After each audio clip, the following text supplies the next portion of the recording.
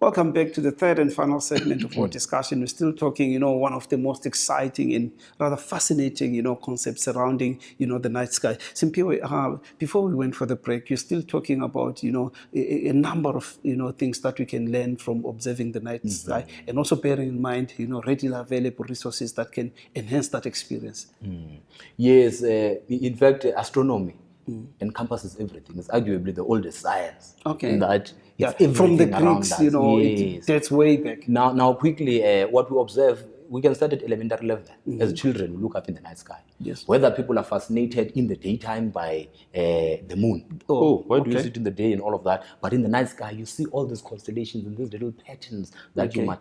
But we then understand as we grow and study science, you cannot see everything with the naked eye. You start using aids. Much as you put that disclaimer to say, beyond this, this is what is observable. Beyond this, there is more, definitely. Yes. Okay. So you might start using binoculars. Okay. Beyond that, you might start using telescopes that are readily available, much cheaper than the research ones. And upon studying to higher levels, then you have these facilities where they are concentrating in certain areas of the universe, and they delve deep into those particular ones. Okay. Yeah. Now, let's talk about, the resources, in terms of making, the learning experience more exciting for the learner as well. And also bearing in mind that, excursions are another possibilities. Yeah. What are some of those that come to mind? Let's begin with the excursions. They can come to these facilities because it helps to just be outside of the classroom. Each in itself changes the mood and the attitude. They come to facilities like Hadrang, where we have a visitor center and we have these instruments and we're able to do activities. You also run activities during the Science Week? Yes, most definitely. Your Grahamstown Science Festival and a host of others. You've got your South African National Space Agency, and they've got Earth observation and satellite use and all of those things. You've got your Wits Planetarium, you've got observatory star, and a host of other things. But nowadays, technology as well, it assists a lot. You can get your Google Sky Maps. You can go to websites. So the Google Sky Map, just quickly, and I think it's readily available on on your tablets, your smartphones, and every third person probably has a tablet, and a smartphone. How then do they become very useful tools? The beautiful thing about them is this. You remember we said with the naked eye you can only see certain things. Now with them, they are able to show you things that have been seen with instruments. But as you look on the screen, it's as though you can see them. So you might look up there and not make out everything, but they're giving you the full picture, or as full as we've studied it. Okay. So you are able to pinpoint and understand positioning of things, and are able to teach these things. Okay. And also, it's also very important for us to stay current in terms of, the developments. Let's talk about, some of the developments, like what has happened in the Karoo of late, which is something very huge. Yeah. You understand? Before touching on that one, things to empower educators. For example, as the facility we've partnered with, say, UNISA, you talked of partnerships. And there's an Astronomy for Teachers workshop. We are running. It's a project that's been pushed. In fact, you've got, say, 10 points toward that continuous professional development. Points. Exactly. Okay. So we've got these things and we develop these resources, but teachers need only make contact with us. And they must understand we are here. They won't know everything, no one does. Okay. They must just not be discouraged. And also we want to reinforce the fact that, as teachers, we are lifelong learners after all. Most definitely. And then coming to the SKA project. Okay. So it's the largest project of its kind. And so South Africa has a geographical advantage. It has been chosen to host it with some other African countries, and then you've also got your Australia in that side. They've also got some dishes.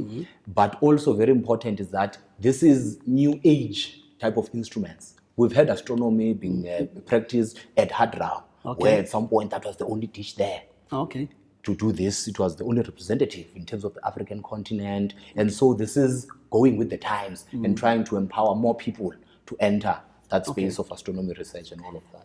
Okay, one other thing, again, before we run out of time, the issue of, these important dates, in terms of the events. What's up with that? That is very important as well, in that sometimes we just contain these things with the classroom, and perhaps people might come to our facility and see the instruments, but it helps that children are part of what is happening as a natural phenomenon. Let us say a solar eclipse at any time that it's happening. Learners can get hold of solar viewers. They are out there. We can also project to through pinholes, and also have things where you're viewing the sunspots. Okay, what is a sunspot? A sunspot is the cooler regions on the sun's surface. Okay. When I say cooler, it's still around 3,000 degrees Celsius. Relatively lower. Yeah. And, you think of the sun, The cool spots. Yeah, it's the cool spot in the sun. It's like a cool spot in something hell. so hot. Yeah, it's a misconception again. But even the content, I think, in Created 9 does speak to that in particular.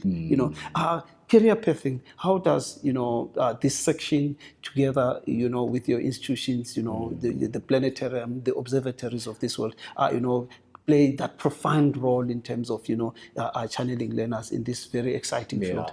At least learners get the opportunity to go and see the real scientists, get to see these instruments, see the environment in which one works, and they tend to be places that are a bit remote. So we've got nature and all these other things.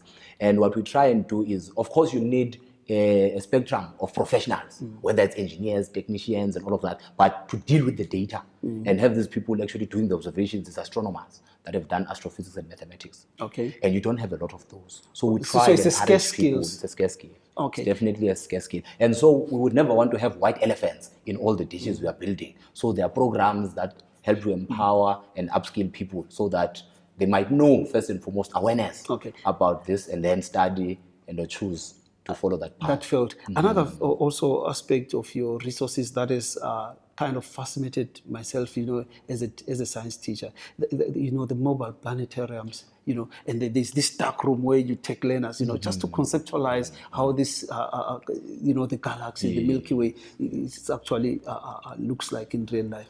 Those are very wonderful resources that we have. For example, at our facility, we have this mobile planetarium. It's a dome, an inflatable dome with a projector. Inside. But it doesn't just give you a rectangular view. It gives you all these things. It gives you that sense of it's three-dimensional. Plus, you've got that dome, as you would see the night sky, right? And you've got these things moving above you. And we also have a dark room built in, just so people are able to watch these different videos. Okay. And this concept. So it also ignites that element of excitement, wonder, and awe, and then we are able to sort of press on that excitement that they have, and take advantage. Advantage, so that inquisitiveness and curiosity. You know what, Simpio, I want us to go, on, but because of time constraints, in 10 seconds, closing remarks. Closing remarks, I'd say educators must make contact with entities such as ourselves, be on the lookout for new upcoming resources, and go beyond what is taught in the class. Sometimes they think learners are at a certain grade, we can't be playing around. You remember I said that jingle earlier on. Yes. You could have these things with the water and the swirling of materials. You could even have people playing with Play-Doh. It is about the understanding. Let's not undermine that.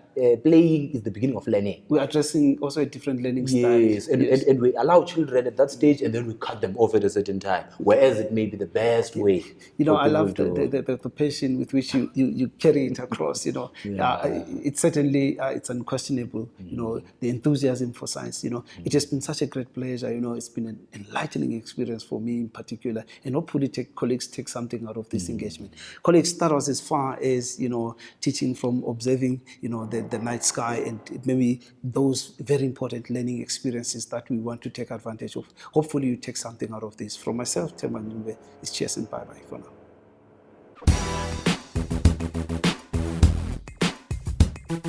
now.